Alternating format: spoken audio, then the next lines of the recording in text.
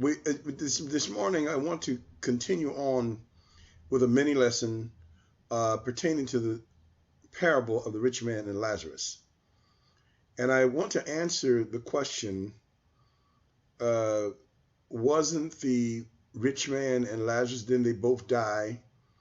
And didn't they go from death to judgment or afterwards? I would like to explain the reason why Jesus talked about them dying, the dying of the rich man and the dying of Lazarus. And in this discussion of the death of the rich man and the death of the Lazarus, I'm trying to show that this is a parable and is not a historical event, that it gives a message to the Jews about the change in their situation. And what we're saying here is that we want to show, first of all, that the parable of the rich man and Lazarus is in the book of Luke, St. Luke's Gospel.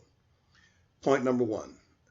And number two, that Luke was a Gentile. Point number two. Number three, Luke's mission and Luke's writings and perspective of the gospel were from the standpoint of a hope of the Gentiles, of them being admitted into the graces of God. And that the point number three is that Jesus Christ was ministering to the Jews a special message, warning the Jews about the changes that will come when the church comes and the Gentiles are brought into the church. At the point when he gave the parable, the Gentiles were not in at that point. The Gentiles were considered beggars. They were considered poor. Like, for instance, the lady who came to Jesus and said, "Master, can we, I know it's not, we can't, I know I can't have a seat at the table, but at least let me have the crumbs that fall from the table."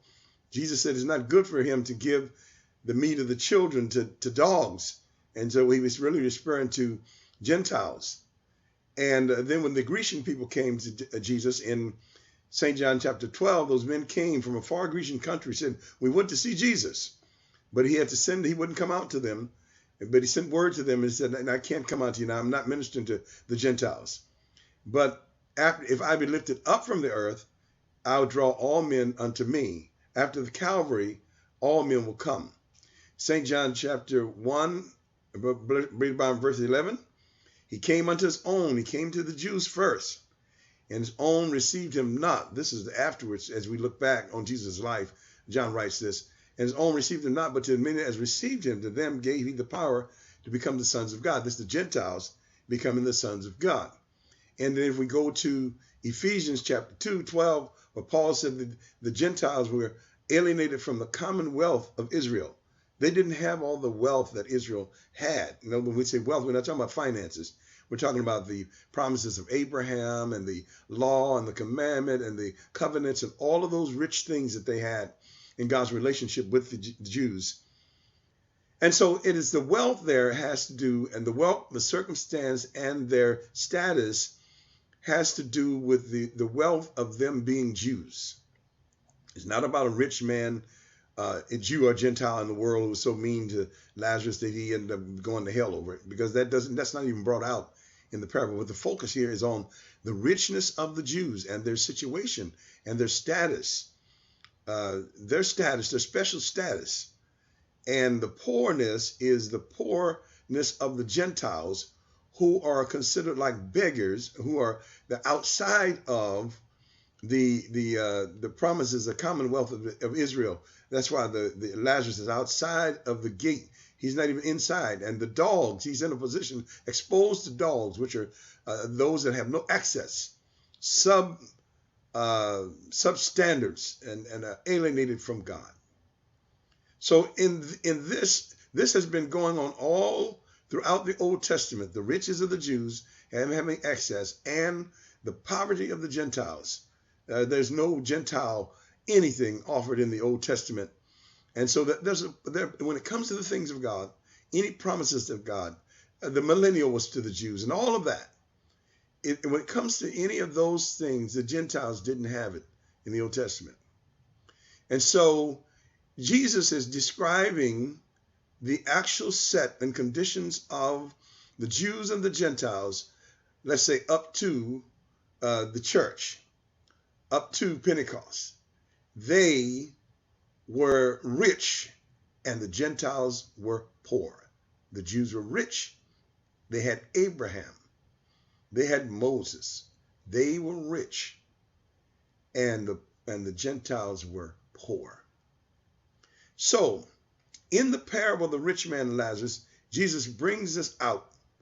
And as he brings it out, and let me tell you, if you were in that day, this would have been easy to say. See, the reason why it's hard for you to see today is because of what our theologians have tried to cover this story up, and what they call replacement theology. Those that hate the Jews, they don't want you to see the story. The real essence of the story was about the Jews and their position and their relationship. So now, up to that point, as Jesus describes the rich man being, he fares sumptuously every day and everything like that, and then the poor man's outside the gate, dogs licking his sores. He has no excess. So having no excess, and that was the circumstance of the Gentiles in the world. But there's going to be a great change, a change in the circumstances. What this death in the parable is representing is the change and the point of the switch. All right. So he said, and the rich man died, and he died, and he was buried, or he went to the grave, or he went where all go, or to a dead place. But Lazarus goes directly to the bosom of Abraham. The bosom of Abraham is the symbol of those favorite things I just mentioned about the Jews, what they had. So now we have the Gentiles going and being in the favorite place. They're there. It's almost like a strange thing for Lazarus to be in the bosom of Abraham now, which was where the Jews were with all their riches and everything. So on the death represents the switch, the ending of the circumstance. The end of the circumstance where the Gentiles are out is going to come. Probably via the church. They're no longer going to be out, as it's described by Ephesians chapters 1, 2, and 3, in particular chapter 2, verse number 12, about the Gentiles now having access. And so Luke, this Gentile writer, and Jesus, the messenger to the Jews, is using the book of Luke to begin to tell how that there's going to be a switch where the Gentiles are going to be in and the Jews will be out. And so this switch is, and this death is the point of the ending of that situation.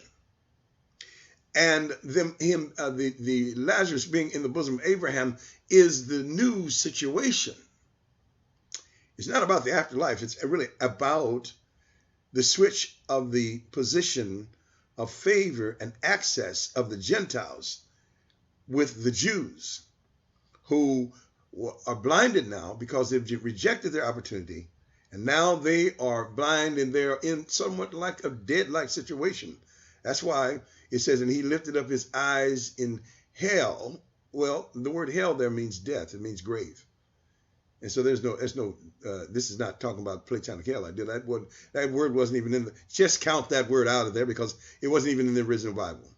The Platonic people put that in there to try to get you to think that this is talking about the hell that Plato talked about and the Catholics talk about. It's not that. The hell here is the death of them, the Jews being in a dead-like situation. They're not responding. They don't have their covenants anymore. They don't have. They still have them, but they're dead to those things. They're dead. They're not. They're blinded, and they're scattered, and so because they miscalculated and devaluated the position they had in being rich with all of that. So now they're in a dead-like situation. He lifted up his eyes, and then so what did he see? He looked and he saw Lazarus in the bosom of Abraham. And so what you have is the Jews looking from the outside in and looking across a gulf that separated them from Abraham and Lazarus. Abraham is a type of the favor of God that are in the promises of Abraham and that the Jews had and that the Gentiles will now have access to after Calvary, at the start of the church. And so the death is the symbol of the change that will take place. That will be the point of the epic of the change of the two statuses. And the Jews are now outside and the Gentiles are inside. And we know this is about the Jews because Abraham says, he calls him son. And so that means that these are the sons, these are the Jews.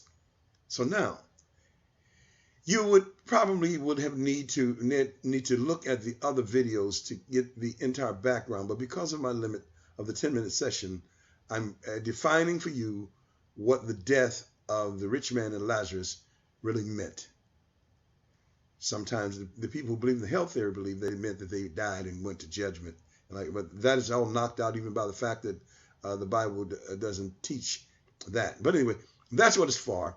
And God bless you and keep you. And we look forward to sharing with you again in the next lesson on the revelation of hell. God bless you and thank you for your attention today.